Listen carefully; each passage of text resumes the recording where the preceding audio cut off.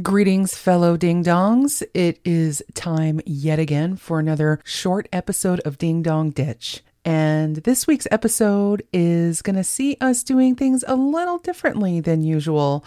I'm attempting to fly more by the seat of my pants the way I do on typical episodes that I have with guests.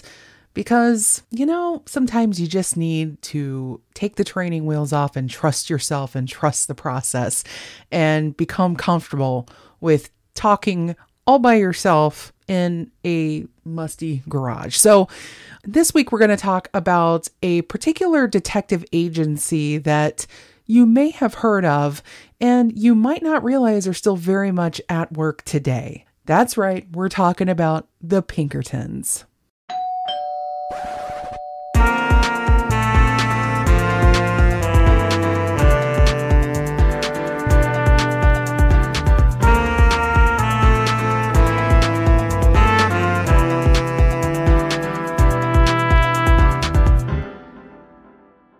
So the other night, my son sent me a text message asking if I had heard this story about the Pinkerton detective agency raiding the home of a YouTuber named Dan Cannon, who specializes in the game Magic the Gathering. If you're not familiar, Magic the Gathering is a fantasy-based role-play card-based game that has been around for quite a while. I used to play a lot of Magic the Gathering back during my high school days. I had my boxes containing all my cards that were mixed in a certain way, and very good times to be had as a nerd. And the game is still very much alive and well today. A lot of local game shops host Magic tournaments, and the cards themselves can range in value anywhere from, mere cents to hundreds of dollars. So it's quite the hobby, quite the lifestyle to get involved in. And of course, there are a lot of communities and YouTubers, podcasters, creators that base all their content on Magic. Well, Dan Cannon had apparently gotten hold of a set of Magic the Gathering cards from a dealer. And this was a new released set called March of the Machine Aftermath, which was basically a booster set. So there was a March of the Machine overall set, and then the Aftermath was a little add-on. The only problem is that Aftermath set technically wasn't supposed to be up for sale yet.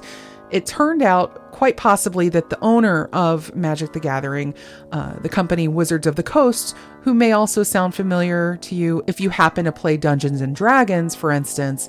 Well, it turns out that because this booster pack wasn't ready for sale just yet, Wizards of the Coast was trying to recover those cards from Mr. Cannon. According to Wizards of the Coast, they made several attempts to reach out to him and apparently didn't hear back. If you want to visit Dan Cannon's YouTube page, you can absolutely do that. He talks a lot about how this whole thing went down. So Dan goes and posts about this booster set that he bought online. He posted about it on his YouTube channel. He had no idea that anything had gone awry here between Wizards of the Coast and the dealer that he bought the cards from. So just imagine you buy a product and maybe you want to go online on your YouTube channel, your Twitch channel, your podcast or whatever and talk about this purchase with the community. Well, suddenly one morning, the Pinkerton detective agency pounded on this man's door and pretty much stormed into their home. And in doing so, the agents cited several laws about copyright infringement and threatening him with up to a decade in jail and over $200,000 in fines if he didn't cooperate. According to Dan Cannon, when he spoke to the gaming blog Kotaku about this via email, the Pinkertons said if he didn't hand over the product, they would call the county sheriff to detain them until they arrived to arrest them and search the house for the cards. And on top of that, the Pinkertons were also forcing them to produce receipts for every single Magic the Gathering card they had in the house, which, according to Cannon, is literally over 1 million cards. And when Kotaku attempted to reach Wizards of the Coast for comment, they had nothing to say. So basically what this amounts to is Wizards of the Coast hired the Pinkerton agency to go and recover these assets. And this is not unusual. This is sort of what the Pinkerton agency does now. They call themselves a risk management and security company. But the thing is, the Pinkerton agency goes way far back in the history of this country, and you've no doubt heard of them in some form or another, especially if you've ever watched any Western movies or anything having to do with stagecoaches or union busting or the Civil War security and all that. And that's because the Pinkerton Detective Agency was originally the United States' premier law enforcement agency, well before we ever had an FBI or a CIA or any of these other alphabets that we are very familiar with today. If you needed something protected, if you wanted something spied on, if you wanted to, say, put on some disguises and, track some people to see what they're up to, you hired Pinkertons to do that for you. So let's back it up just a little bit here, because I was doing my research on this agency, and of course I've heard of them quite a bit because I do watch a lot of Western movies, but also I love video games, and one of my favorite video games is Red Dead Redemption 2, which features the Pinkertons in a pretty prominent role as the detectives that are hunting down the outlaws that you're playing in this game. And the game, of course, is set in the year 1899. So this would be right around the height of the Pinkerton agency's existence. But their actual founding goes back quite a bit further. And I happen to find it pretty fascinating. So for the rest of this episode, I would like to talk about that and then also kind of wind it back to this Magic the Gathering story and some of the other more contemporary examples of the kind of work that the Pinkerton agency does. The Pinkerton Private Security and Detective Agency, they just call themselves Pinkerton now. They used to be known as the Pinkertons National Detective Agency. It was established in 1850 by a Scottish-born man named Alan Pinkerton, and he immigrated over to Chicago to set up business as a cooper. A cooper is somebody who makes barrels. So barrels for wine, whiskey, what have you. It's a pretty specialized little field. And as a bourbon fan, many hats off to the coopers out there. But Alan Pinkerton did not start his life as a detective. In fact, he wanted to do really well in his barrel making business, but about 5 years after he immigrated over here, he stumbled upon a group of thieves and counterfeiters who were looking for scrap lumber near his business in Chicago. And so he started doing sort of surveillance on that gang of people. And whenever he compiled enough information, he turned it over to the police, and they were able to make these big arrests of this roving band of thieves that was around the city. And everybody was talking about it. So it wasn't long after that, because of his ability to investigate and get information and do essentially detective style work, he ended up becoming a small town sheriff. And he also ended up becoming Chicago's first police detective and worked also as an agent for the United States Postal Service. So it was around 1850, about 8 or 10 years after he made that first arrest, or helped make that first arrest in Chicago, that he opened a private investigation firm that became known as the Pinkerton National Detective Agency. In fact, the slogan for the Pinkerton Detective Agency was "We Never Sleep." And their logo was an eye. And that is where the phrase private eye came from as it relates to private detectives. They mostly worked private security for railroad owners and other big business owners who were looking to stop various outlaws from taking their assets. So In the founding days of this country, that was not an uncommon thing, especially as we hear about bandits and the Wild West and all that. There were the Pinkertons trying to bring this sort of air of civility and order to all that. So it was a perfect place in the vacuum of law enforcement, essentially, at that time. But not only that, the Pinkerton Detective Agency also was a little progressive for its time. In 1856, Alan Pinkerton hired a woman named Kate Warney, and she walked in to the office and requested a job as a detective whenever she saw some listings posted around town that they were looking to build a detective staff. Well, at that time, of course, female investigators were completely unheard of, and he made sure to say this pretty much outright. Well, Kate wasn't having any of that. She made sure to convince Mr. Pinkerton that women were a particularly valuable asset in the investigation realm because she could, quote, worm out secrets in many places to which it was impossible for male detectives to gain access. For instance, she could cozy up to the wife of a suspected thief and get information. She could convince them to reveal where they were storing, say, stolen loot. She could get into society events. She knew how to change her accent. She liked the ability to dress up and do things that men typically struggled to do at that time. And so he saw the value of that and brought her on. And in fact, during one case, she apparently was able to get a suspect to give her very crucial info after she disguised herself as a fortune teller.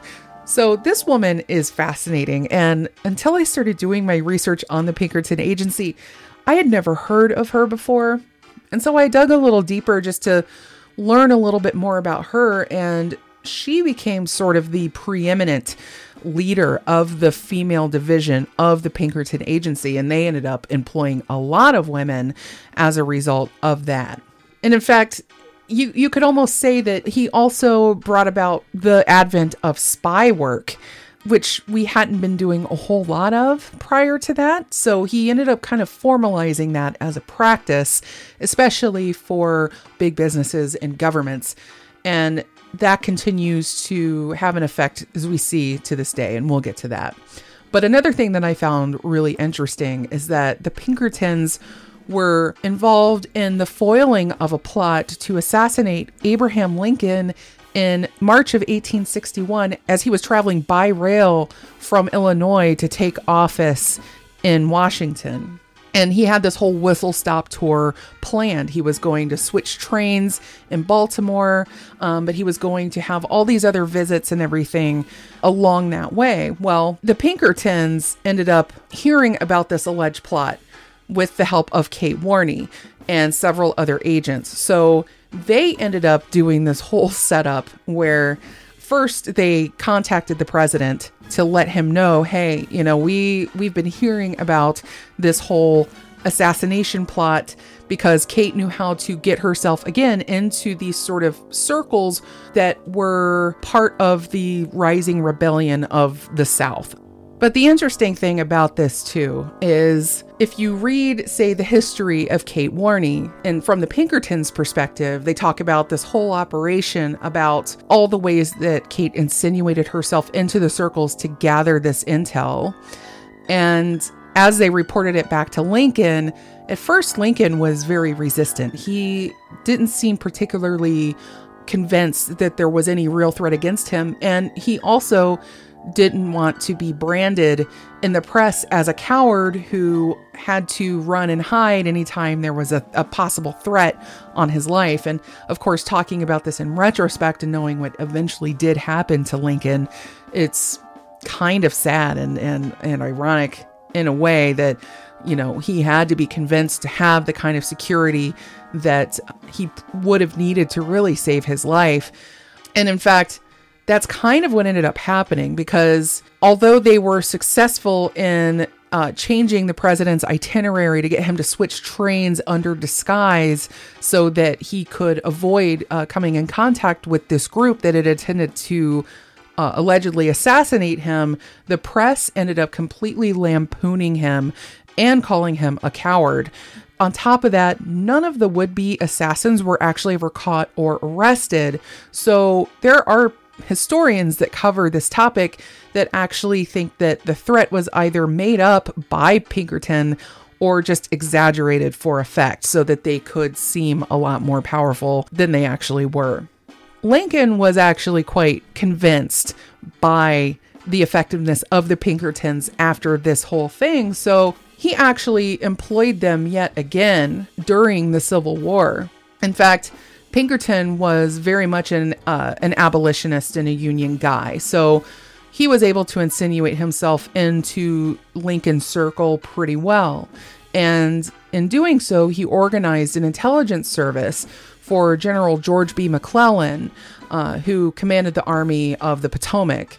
Operating under the name E.J. Allen Pinkerton, he would set up these different spy groups behind enemy lines that would infiltrate different sympathizer groups for the rebel army.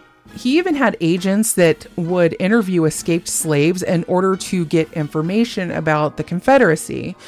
And so the operation actually ended up being very successful in terms of collecting intelligence, but apparently not all of it was accurate.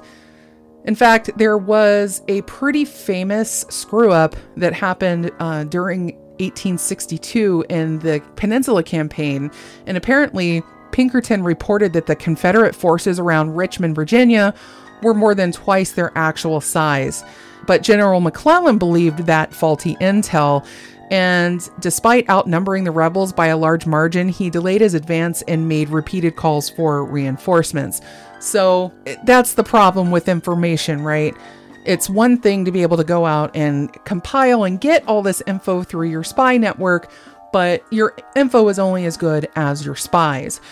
It's one reason why, say, investigators, whenever they're investigating a crime, if they're getting, say, jailhouse tips, that's something that they're not going to rank too high because there's too much possibility at stake that someone is trying to, sell some bullshit in order to get a favor.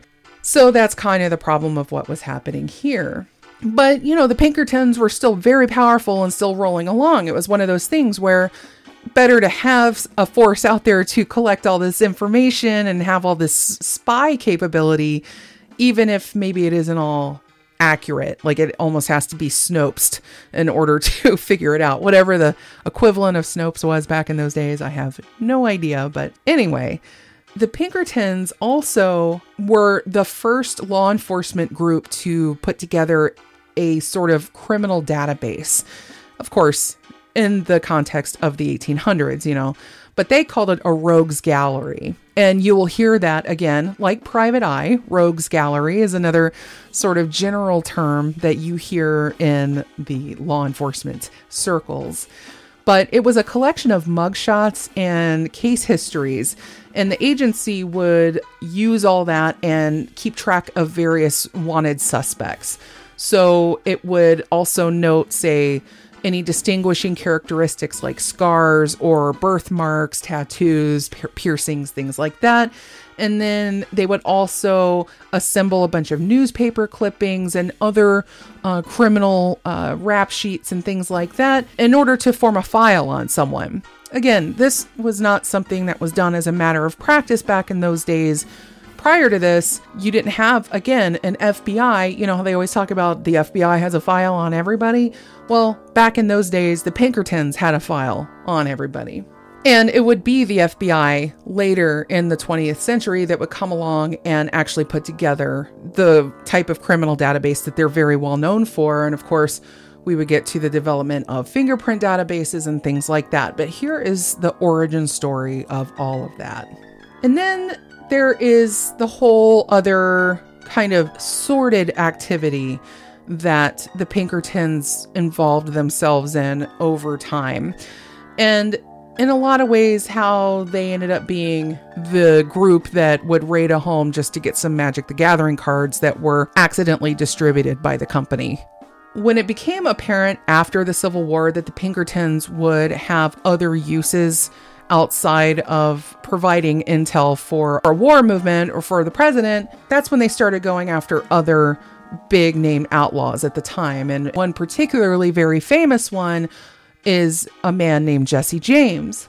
And this was during, of course, the expansion of the American frontier, where, you know, you had railroads that would stretch from one side of the country to the other.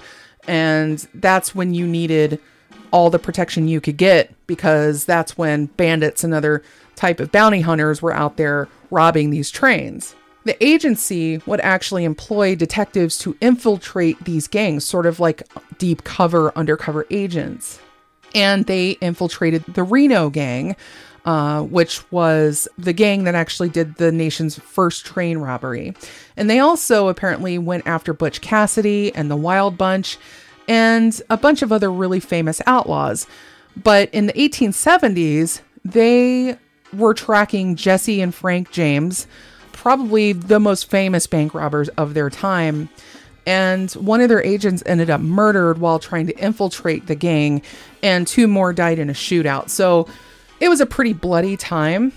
And in 1875, the Pinkertons launched a raid on the James brothers' mother's house in Clay County, Missouri. And Frank and Jesse were nowhere around at that point because they'd received a tip.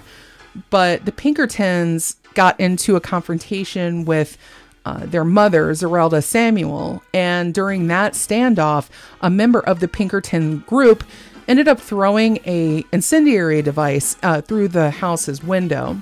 And it ended up blowing off her arm and killing the James brothers' 8-year-old half-brother. So that was quite a mishap. That particular embarrassment ended up turning the public opinion against the Pinkertons after a long time, and a lot of history involved there. And so Alan Pinkerton, after this whole thing, he reluctantly decided to back off from the James gang. And Jesse would go on to do about 7 more years of bank robbery and outlawing until he was killed by an assassin from his own gang in 1882. But then the late 1800s start rolling around, and of course, the Wild West is starting to wind down a little bit as civilization continues to settle across the land. And that's when the Pinkertons decided to become sort of a paramilitary wing of big corporations. You would have these oil companies, these steel and iron worker companies, these big industry people using the Pinkertons to spy on employees who were thinking about forming unions. And they would also break strikes if, in fact, people did unionize and attempt to strike. And during this period, of course, the labor movements are huge, you know, as workers are tired of being exploited and overworked, and there's no real laws or regulations protecting them. So a lot of workers at this time are forming unions and trying to earn some sort of rights. Well, the Pinkertons would show up and really start shooting at, beating up, or, you know, fighting any and all who were attempting to strike. And there was a particularly infamous one at the Homestead Mill.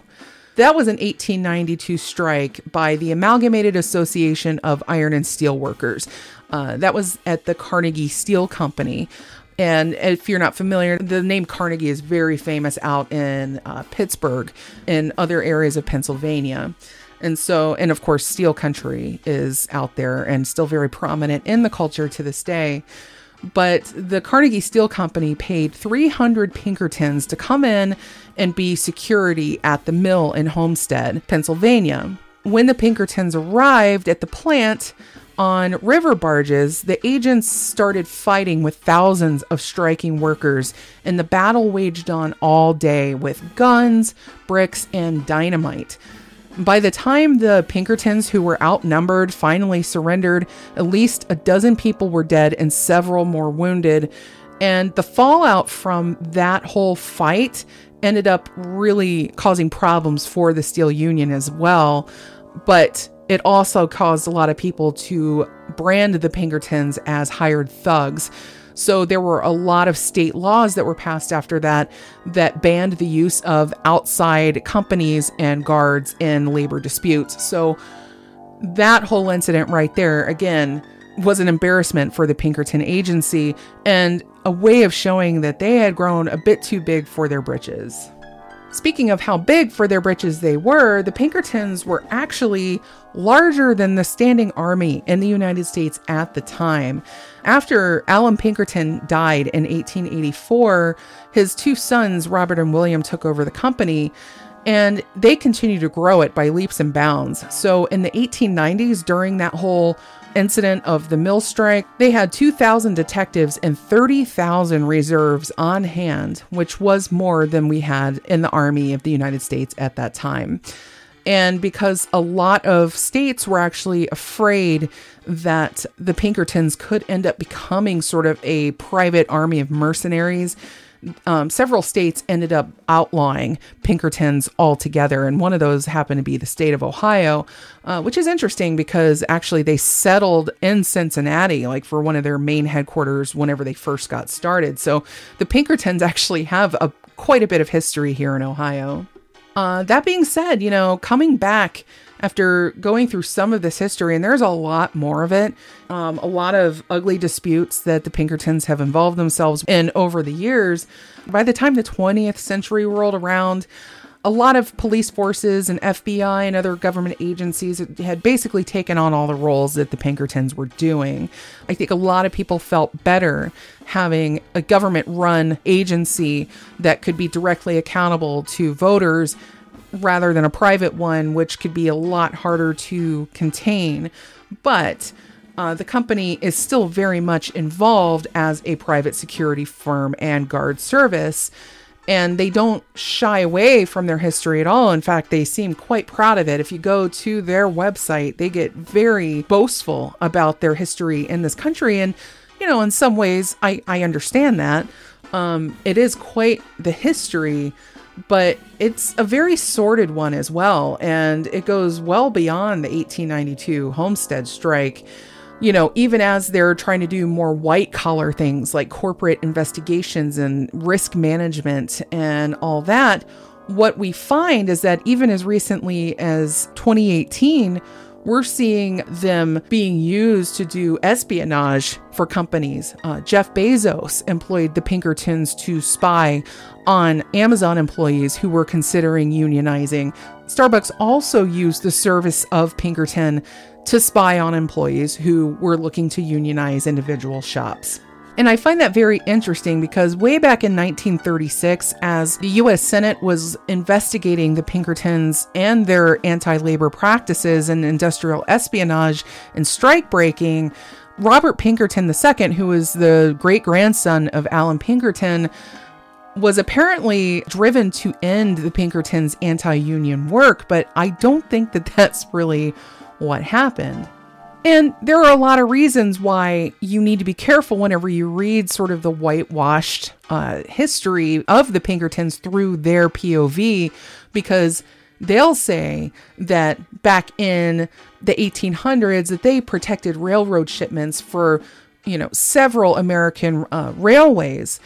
But they forget to mention, for instance, that they got involved in the Great Railroad Strike of 1877, where the Pinkertons infiltrated that particular group and ended up in a bloody conflict that left over 100 people dead. And then there's also their infiltration of a union organizing activity of the Molly Maguires. The Molly Maguires were actually a sort of secret society of Irish immigrant coal miners who eventually wanted to start organizing for workers' rights. And when a Pinkerton detective named James McParland was hired to conduct this spy work, he ended up snitching on a lot of these people who ended up being executed by the state in 1877.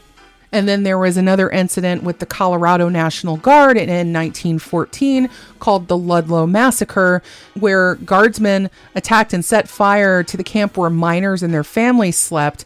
66 people, many of them women and children, died in the attacks, according to an article that I read in Teen Vogue.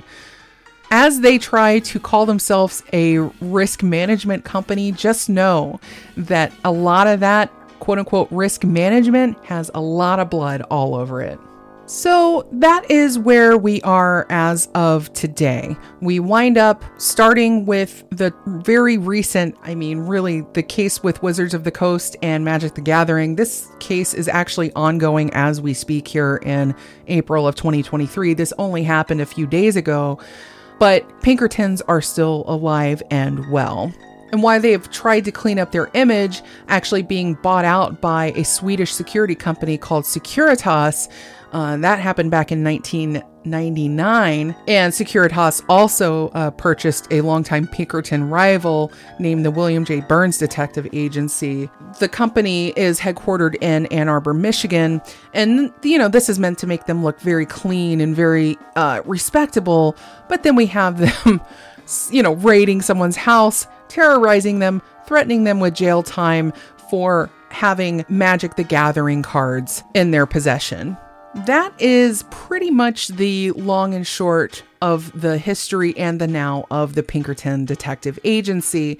And it should be noted, because I mentioned playing Red Dead Redemption 2 and the Pinkerton Agency being featured in that, the Pinkerton company actually attempted to file suit against Rockstar Games, the creator of Red Dead Redemption, because of the negative portrayal that they had in that game. But I am all but certain that that case has been since tossed out of court, and rightfully so.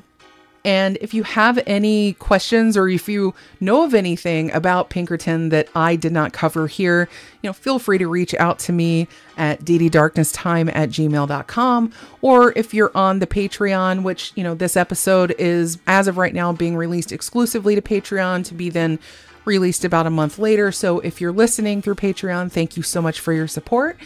And if you want me to cover some other short topic that you think is really interesting, that is history or contemporary or whatever you like, and it just happens to be weird, dark, morbid, or whatnot, please reach out to me. I am looking forward to hearing from you, and I will be back again with another one real soon.